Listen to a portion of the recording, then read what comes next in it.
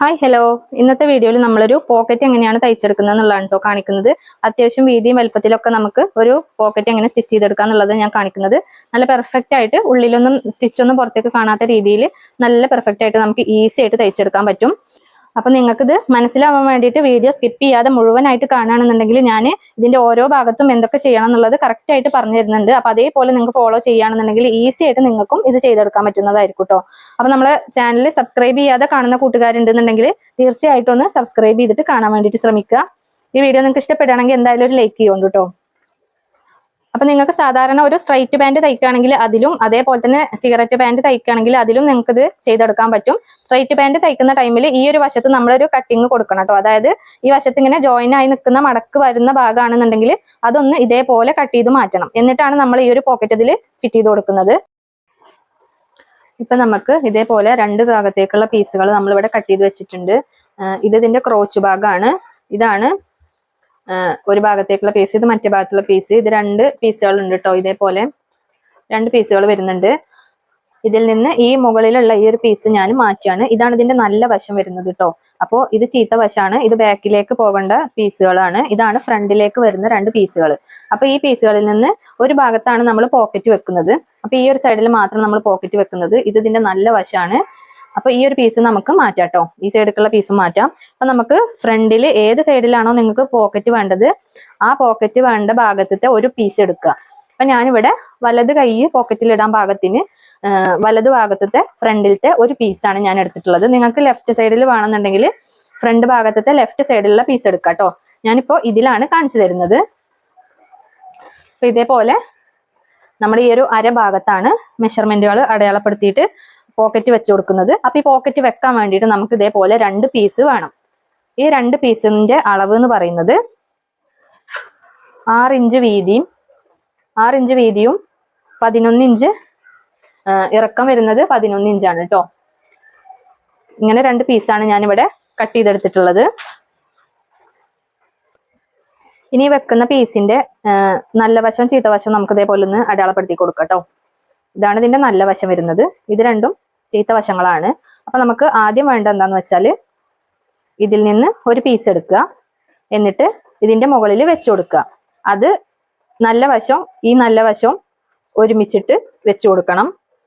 ഇതേപോലെ കറക്റ്റ് ഈ ഒരു സൈഡിൽ തന്നെ നമ്മൾ ഒരേപോലെ വെച്ചു കൊടുക്കാം. എന്നിട്ട് നമുക്ക് ഇതിൽ നിന്ന് ഇങ്ങോട്ടേക്കൊരു 3 ഇഞ്ചും ഇങ്ങോട്ടേക്കൊരു 6 ഇഞ്ചും അടയാളപ്പെടുത്താം. എന്നിട്ട് ഇവിടെ നിന്ന് ഇങ്ങോട്ടേക്ക് ഇങ്ങനെ ചരിച്ചിട്ട് നമുക്കൊരു ഇതേപോലെ ഒരു കർവ് ഷേപ്പ് വരച്ചു കൊടുക്കാം. മനസ്സിലായല്ലോ? ഇതേപോലെ ഒരു കർവ് ഷേപ്പ് വരച്ചു കൊടുക്കാം. ഇനി ഈ കർവ് ഷേപ്പിലൂടെ നമുക്കത് സ്റ്റിച്ച് ചെയ്യാം. ഇങ്ങനെ സ്റ്റിച്ച് ചെയ്തിട്ട് ഇതിന്റെ തൊട്ടിപ്പുറത്ത് നമുക്ക് ഇങ്ങനെ ഒരു 1/2 ഇഞ്ച് വിട്ടിട്ട് കട്ട് ചെയ്ത് മാറ്റാം. കട്ട് ചെയ്തിട്ട് ചെറിയ ചെറിയ കട്ടുകൾ നമുക്ക് ഇട്ട് കൊടുത്തിട്ട് ഈ പീസിനെ അപ്പുറത്തേക്ക് മറിച്ചിടണം. അപ്പൊ ആദ്യം നമുക്ക് എന്ത് ചെയ്യാം, ഇവിടെ ഇതിലൂടെ ഈ ഒരു വരയിലൂടെ നമുക്കങ്ങനെ സ്റ്റിച്ച് ചെയ്തെടുക്കാം. ഇനി നമുക്ക് ഈ ഒരു ഭാഗം നമ്മളിപ്പോ സ്റ്റിച്ച് ചെയ്തെടുത്തു. അതിന്റെ തൊട്ടിപ്പുറത്ത് കൂടെ നമുക്കിതൊന്ന് കട്ട് ചെയ്ത് മാറ്റാം. ശേഷം നമുക്ക് ചെറിയ ചെറിയ കട്ടുകൾ ഇട്ട് കൊടുക്കാം.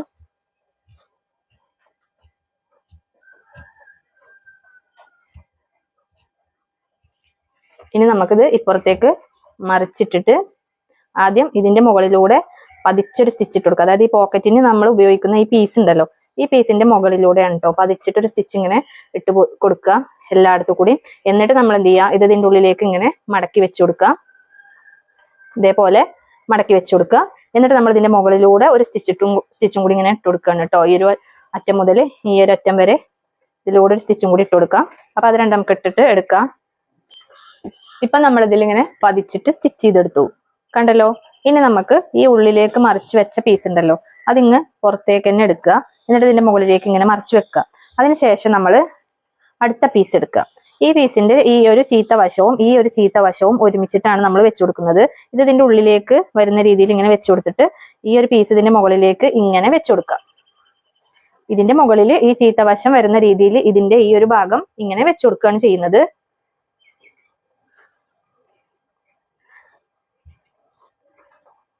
മനസ്സിലായല്ലോ?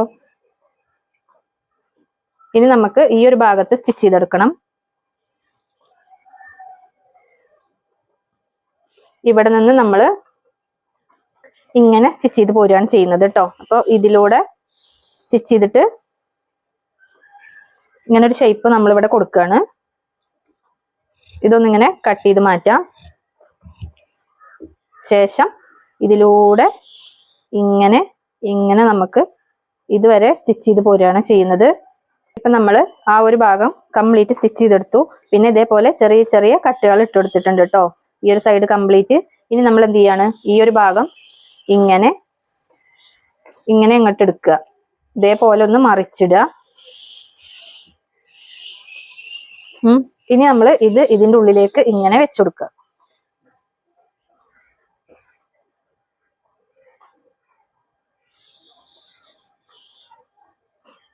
ഇതിന്റെ മുകളിൽ ഇങ്ങനെ വെച്ചുകൊടുക്കുക. കണ്ടല്ലോ. ഇനി നമ്മൾ എന്താ ചെയ്യേണ്ടത് വെച്ചാൽ അതിന്റെ മുകളിലൂടെ ഇങ്ങനെ ഒരു സ്റ്റിച്ച് ഇട്ട് കൊടുക്കുക.